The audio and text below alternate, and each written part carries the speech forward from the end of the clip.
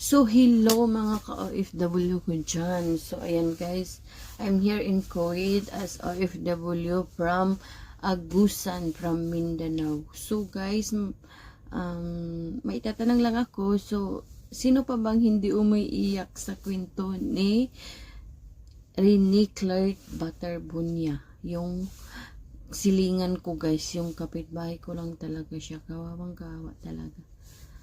Yung maraming relate sa nangyari sa kanya dahil sa yun nga yung nangyari na hindi inaasahan, di ba?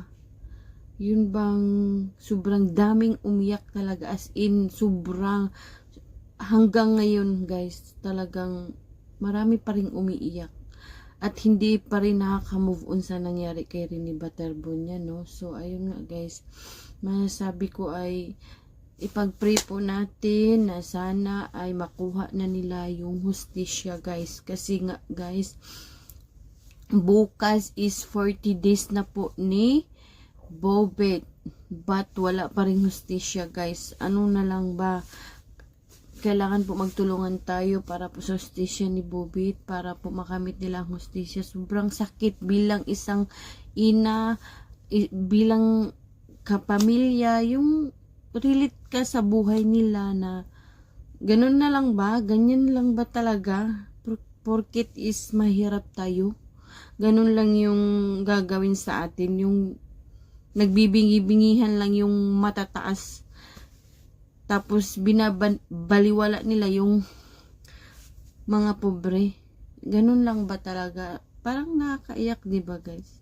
Na pag iniisip mo na ganun yung nangyari sa ano natin, sa gobyerno natin, na sobrang sakit to, sobrang sakit, ang daming umiiyak, tapos wala man lang hanggang ngayon, wala pa rin nakukulong, sa kung sino mang gumawa. Grabe talaga ang nagagawa sa pera guys. So ayun nga guys, 40 days na bukas ni Bobet, pero ang hustisya ay hindi pa rin, wala pa rin nakukulong.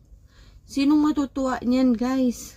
So, kailangan talaga tayong mga tao, sisigaw talaga tayo sa hustisya. At alam nyo ba guys, yung si Divine Adili is sobrang nakakaawa talaga, as in, pag makita mo yung pamilya niya, yun bang pumunta ng Pilipinas at nagtiwala yung mga magulang niya sa Pilipinas, pero ganun lang yung nangyari sa anak niya. Hanggang ngayon wala pa rin hustisya.